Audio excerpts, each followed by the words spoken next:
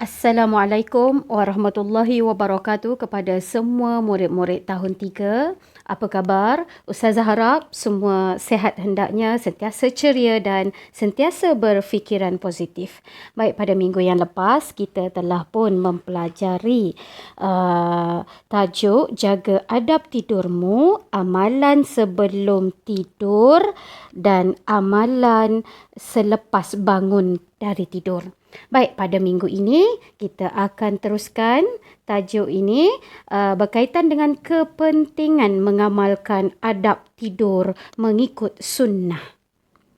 Okey, kalau mengikut paparan yang ada ni ada 5 kepentingan mengamalkan adab tidur mengikut sunnah. Apakah itu? Adik-adik, jom kita tengok satu persatu. Okey, antara kepentingan mengamalkan adab tidur mengikut sunnah, yang pertama, ia menjadi satu ibadah dalam kehidupan. Okey, tidur juga merupakan satu ibadah adik-adik. Bukan hanya pergi bekerja, belajar, menuntut ilmu dan sebagainya. Tidur juga merupakan satu ibadah dalam kehidupan.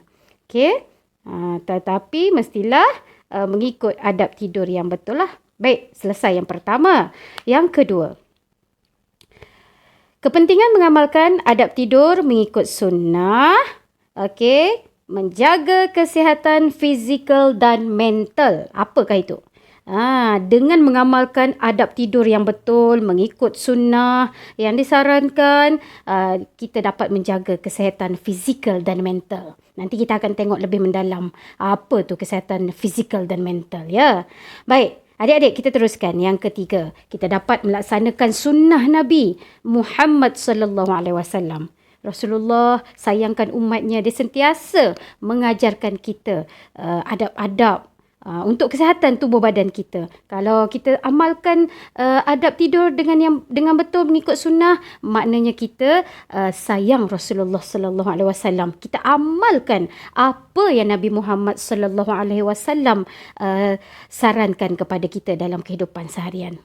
Yang keempat, kita mendapat pahala daripada Allah. Dahlah kita mengikut sunnah Rasulullah tadi, kita mendapat pahala pula daripada Allah. Tengok, mudah sahaja kan dengan hanya mengamalkan adab tidur yang betul. Kita mendapat pahala daripada Allah Subhanahu Wa Taala. Dan yang terakhir, dapat menghindarkan diri daripada gangguan syaitan. Okey, sebelum kita tidur, kita buat apa? Kita berwuduk dan sebagainya, membersihkan diri. Selepas bangun tidur, kita buat apa pula? Jadi, dengan secara tidak langsungnya, kita dapat menghindarkan diri daripada gangguan syaitan. Baik, Ustazah harap anak-anak dapat faham tentang tajuk adab tidur mengikut sunnah. Okey, kalau adik-adik dapat lihat di sini, apa yang Atuk ni cakap? Nabil, elakkan tidur meniarap dan pakailah pakaian yang menutup aurat. Okey? Syaitan dia suka orang yang tidur meniarap macam dalam gambar ni. Meniarap. Syaitan pun tidur dalam keadaan meniarap dan dia suka orang yang tidur dalam keadaan tidak menutup aurat. Jadi, adik-adik jagalah adab sebelum kita masuk tidur. Baik, kita ke muka surat seterusnya. Baik, kita akan berkenalan dengan apakah itu Qailulah. Qailulah iaitu tidur sekejap sebelum masuknya waktu Zuhur. Sebelum kita nak solat Zuhur, kita digalakkan Qailulah. Qailulah ni kita tidur sekejap, lena sekejap je pun tak apalah, untuk memberi kita lebih tenaga, untuk memberi kita rasa segar sebelum menunaikan solat Zuhur. Kita digalakkan Qailulah. Baik, apa kepentingan Qailulah ni adik-adik? Banyak. Kalau adik-adik tengok ni dalam petak yang warna kuning ni, warna hijau ni, dia ada kepentingannya dari segi mental dan fizikal. Bukan sahaja kita sihat mental, badan kita, tubuh badan kita, fizikal pun turut sama jadi sihat. Apakah itu? Jom kita tengok adik-adik dari segi mental apa kelebihannya kalau kita amalkan Qailulah. Qailulah akan meningkatkan fungsi otak kita. Otak kita akan sentiasa dalam keadaan rehat. Kita akan bertenaga, kita dapat berfikir secara normal, mental kita akan jadi lebih sihat. Okey? Mengukuhkan ingatan adik-adik yang belajar kat sekolah kan. Banyak kita gunakan otak kita ni untuk berfikir. Jadi kalau kita sihat mental, ia dapat mengukuhkan ingatan kita kalau kita belajar. Kita dapat ingat dengan mudah sekali sebab badan kita sihat, mental kita sihat. Okey, Qailullah juga dapat menstabilkan emosi. Adik-adik tak adalah nak kemurungan satu hari, letih lah apa, rasa tak semangat di sekolah, tak semangat di rumah, tak semangat nak mendirikan solat fardu. Kenapa? Kalau kita Qailullah tidur sekejap, kita akan menstabilkan emosi kita. Okey. Dapat juga menghilangkan tekanan. Kita rasa stres je sebelum ni. Rasa nak marah sahaja. Tapi bila adik-adik cukup rehat, Qailullah sebentar sebelum masuk waktu Zuhur, adik-adik akan rasa, ya Allah, rasa damainya, tenangnya, sehatnya mental. Sebab kita dapat menghilangkan tekanan yang serabut sebelum ni. Dan yang terakhir, kita dapat meningkatkan lagi kefahaman. Kalau kita masuk kelas, kita dapat belajar. Kalau kita PDPR online, Google Meet apa semua, kita rasa lebih faham. Lebih cepat tangkap apa yang cikgu ajar. Kenapa? Sebab adik-adik cukup rehat. Itulah kelebihan Qailullah dari segi kesihatan mental. Banyak kan kelebihannya kalau adik-adik amalkan? Okey, Ustazah harap adik-adik dapat memahami dan mengamalkan apa yang adik-adik belajar pada hari ini. Baik, itu baru dari segi mental adik-adik. Banyak kelebihannya lagi. Kita tengok dari segi kesihatan tubuh badan pula apabila kita Qailullah ni. Apa kesihatan fizikal kita? Kita dapat mengumpulkan tenaga untuk keperluan harian. Kalau kita dah rehat pada waktu tengah harinya, kita rasa, ya Allah, bertenaganya, banyaknya tenaga. Rasa segarnya badan. Nak buat aktiviti sampai ke petang pun kita tak rasa penat sebab kita dah kumpulkan tenaga pada waktu sebelum tengah hari. Baik, seterusnya. Membantu pertumbuhan otot yang kuat.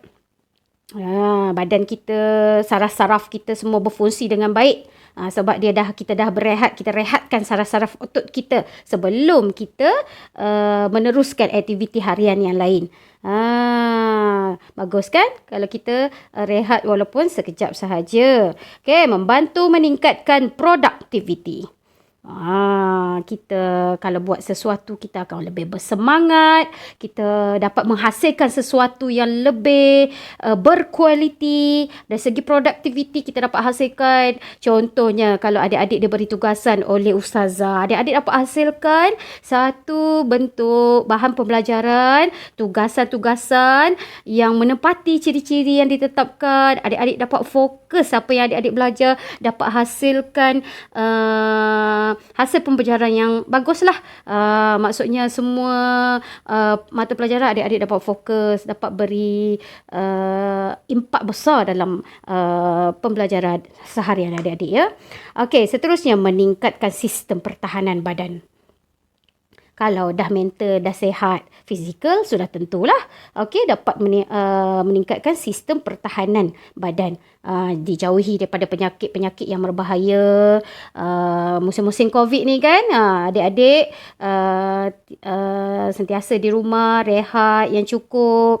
Okey, badan kita pun sihat, kita pun insya-Allah akan dilindungi oleh virus-virus yang berbahaya. Sistem imun badan kita lagi lebih kuat. Dan yang terakhir, memberikan tenaga untuk qiyamul lail. Apa itu qiyamul lail? Qiyamul lail ni kita bangun pada waktu tengah malam. Orang duk syok tidur, kita bangun untuk solat sunat, solat hajat dan sebagainya. Kita rasa lebih bertenaga, tak sabar nak bangun ni sebab kita kumpul tenaga yang dah cukup pada siang harinya melalui kaedah Qailullah. Kita dapat qiyamul lail dengan lebih seronok. Baik, Ustazah harap anak-anak dapat memahami dan amalkanlah apa yang baik kita amalkanlah mengikut sunnah Rasulullah. Semua ni yang dipaparkan dalam skrin, semua adalah untuk kebaikan kita dari segi mental dan fizikal. Jadi amalkanlah. Okey, Ustazah harap anak-anak dapat faham topik pada hari ini. Kita jumpa lagi pada minggu depan. Sekian, terima kasih. Assalamualaikum warahmatullahi wabarakatuh.